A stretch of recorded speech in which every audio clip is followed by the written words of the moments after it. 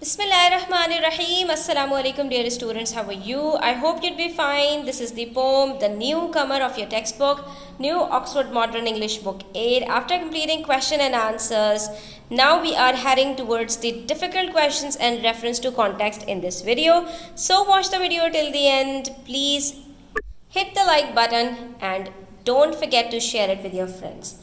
So we have completed part A to D of question number 1, and now we have part E and F, which is a bit difficult question. So start with part E, which says, do you think that this poem is fair to human beings? That whatever is described in this poem is justified about human beings. तो आपसे यहाँ पर सवाल आपका opinion लेने के लिए किया गया है कि आप क्या समझते हैं कि इस पोम के अंदर जो कुछ ह्यूमंस के बारे में डिस्क्राइब किया गया है, जिस तरह से उनके खौफ और हिरास फैलाया गया है, is that justified, is that fair about human beings, is that true about human beings, और इज़ इट जस्ट प्रोपेगेंडा और र्यूमर. ठीक है, तो हम इसी का आंसर यहाँ पर लिखेंगे. तो आपका ओपिनियन येस और नो में हो सकता है. मेरा जो ओपिनियन है वो येस है कि जी हाँ, काफ़ी हद तक जस्टिफाइड है. हम अपने इर्द गिर्द देखते हैं. अगर आप ये समझते हैं कि नहीं, ये ह्यूमन बींग्स के साथ नाइंसाफ़ी की गई है, उनके लिए गलत बयानी की गई है, तो आपका आंसर ऑल टुगेदर डिफरेंट होगा, ऑपोजिट होगा. ठीक है, लेकिन जो भी कुछ आपका आंसर होगा, आपका आंसर कॉन्क्रीट होना चाहिए. आपने अपने ओपिनियन के साथ साथ इसके अंदर यहाँ पर प्रूफ्स भी देने होंगे. ठीक है, so let's start. Yes, I think that this poem is quite fair to human beings who are said to be like troublesome and frightening creatures. ठीक है, हमें यहाँ पर यही बताया गया ना कि वो खौफजदा करने वाली जो है मखलूक हैं और वो जो है वो फितना फैलाते हैं, ट्रबलसम है. There are a number of people who are brutal and unkind towards nature and animals. ये तो हम अपने इर्द गिर्द देख रहे हैं कि हम किस बुरी तरीके से ट्रीज़ को और एनिमल्स को काटते पीटते चले जा रहे हैं, सिर्फ अपनी ख्वाहिशात पूरी करने के लिए. I am not talking about ज़रूरियात, आई एम टॉकिंग अबाउट ख्वाहिशात, डिज़ायर्स. जो फिल्थी हमारे डिज़ायर्स हैं, तो उसको पूरा करने के लिए हम बुरी तरह से नेचर को नुकसान पहुंचा रहे हैं, हम human beings.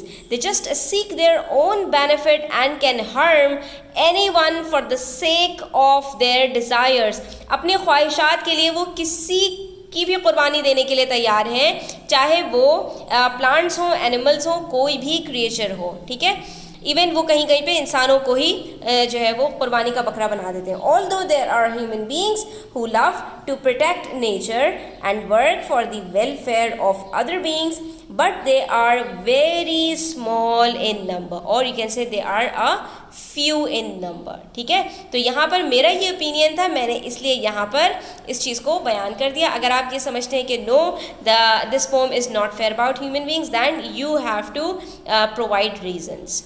Next we have part F, which says, can you imagine a world in which humanity does not kill and kill and kill. यहाँ पर जो एक फ्रेज़ यूज़ हुआ है, किल and kill and kill for human beings, last line के अंदर आप देख सकते हैं.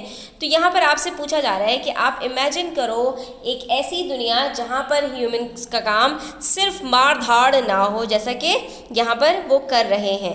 और आपको अगर पता हो तो हमारी जो हिस्ट्री है मुस्लिम्स की, तो उसके अंदर हमें यही बताया गया है कि जब अल्लाह ताला ने दुनिया बनाई तो फरिश्तों ने अल्लाह ताला से यही सवाल पूछा था कि अल्लाह ताला, आप दुनिया में ऐसी मखलूक क्यों भेज रहे हैं जो वहाँ पर जाकर खून रेजी करेगी और कत्लो गारत गरी करेगी. तो जो बात फरिश्तों ने उस वक्त कही थी, ये बात हमने आज प्रूफ कर दी है कि हम सारी दुनिया में जो है वो लड़ाई झगड़ा फितना फसाद दंगा यही बर्पा कर रहे हैं हम ह्यूमन बींग्स. तो यहाँ पर हमसे यही सवाल पूछा जा रहा है कि क्या कोई ऐसी दुनिया हो जहाँ पर सिर्फ किलिंग ना कर रहे हो ह्यूमंस, तो वो दुनिया कैसी होगी. What would this world would be like. Discuss in your class whether this would be a better world. तो अब यहाँ पर अगेन हमें अपना जो है वो ओपिनियन देना है. तो आप ये बहुत एक ब्रॉडर इन्होंने क्वेश्चन किया है, इसके अंदर आपके दिमाग में जो कुछ है आप वो यहाँ पर सब कुछ बयान कर सकते हैं. मैंने यहाँ पर अपने दिल की बातें की हैं. If we imagine a world in which humanity does not kill and kill and kill, the world would be like overcrowded or would scarce in the resources. अच्छा, मैंने यहाँ पर एक बिल्कुल डिफरेंट पर्सपेक्टिव के अंदर बात की है, apart from the pome, apart from what ever is happening over here, ठीक है। मैंने एक बिल्कुल डिफरेंट उससे बात की है यहाँ पर कि अगर एनिमल्स को और ट्रीज़ को नहीं वो किया गया, स्पेशली एनिमल्स की, क्योंकि यहाँ पर हमारे पास एनिमल्स की बात हुई थी कि अगर एनिमल्स को हम किल नहीं करेंगे, जिस मकसद के लिए अल्लाह ताला ने उनको भेजा है यहाँ दुनिया में, हम उनसे फ़ायदा नहीं उठाएंगे तो क्या फ़र्क पड़ेगा। मैंने साइंटिफिक रीज़न दिया है यहाँ पर, our ecosystem is designed by almighty in such a way where every creature is dependent on some other creature. हम सब पढ़ते हैं साइंस में फूड चेन, तो उसी को यहाँ पर रिलेट किया है मैंने। If humans stop killing animals for their needs, the ecosystem would get disrupted where one animal eats other to complete the food chain and human is the last consumer, ठीक है। तो ह्यूमन क्या होता है, जब सारे एनिमल्स एक दूसरे को खा रहे होते हैं तो एनिमल्स क्या करते हैं, जो आखिरी वाला होता है, जैसे कि हम देखें गाय, बैल, बकरी, ऊंट, इन सब के हम जो है वो कंज्यूमर हैं, फिर हम इनको खा जाते हैं। ये सारे एनिमल्स क्या खाते हैं, ये सब प्लांट ईटर्स होते हैं, ये सब प्लांट को खा रहे होते हैं और हम इन एनिमल्स को खा रहे होते हैं। वरना अल्लाह ताला ने इसमें इतनी बरकत रखी है कि अगर इनको ज़बह ना किया जाए, अगर इनसे फ़ायदा हासिल ना किया जाए तो दुनिया में इनकी कसरत बहुत ज़्यादा बढ़ जाएगी। और फिर वही बात है कि इनको खिलाना पिलाना और इनकी देखभाल करना, वो सारी एक प्रॉब्लम बन जाएगी, ठीक है। तो ये एक बिल्कुल डिफरेंट पर्सपेक्टिव में मैंने आंसर लिखा है। अगर आप कुछ और इसका लिखना चाहते हैं so you are free to go ahead. उसके बाद यहाँ पर क्वेश्चन नंबर 2 है, very simple, reference to context है। There something new in the whiteness. Whiteness की बात किसने की थी सबसे पहले, who says these words and to हुम।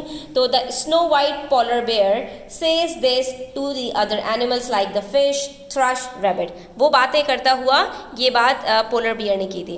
What else does the speaker से, और पोलर बियर ने और मजीद क्या कहा था।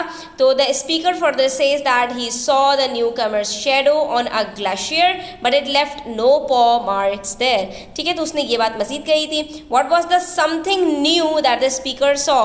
तो यहाँ पर हर जगह समथिंग न्यू न्यू कमर की जो बात हो रही है, तो वहाँ पे बेसिकली है कौन, तो the something new was a human. Who else heard this news, और ये न्यूज़ किसने सुनी थी न्यू कमर के बारे में, तो the whole of the animal kingdom heard this news. तो जनाब ये रहे आंसर्स, आप इनका स्क्रीनशॉट ले लीजिए और अपने पास इसको नोट डाउन कर लीजिए। आज के लिए इतना ही, इंशाल्लाह नेक्स्ट वीडियो में हम क्वेश्चन नंबर 3 को डिस्कस करने वाले हैं। तो thanks for watching the video till the and. अच्छी लगी हो तो चैनल को सब्सक्राइब करते जाइएगा, और अगर कोई चीज़ समझ में ना आई हो तो कमेंट सेक्शन में पूछ लीजिएगा। Thanks for watching the video till the end. Take care, अल्लाह हाफिज़।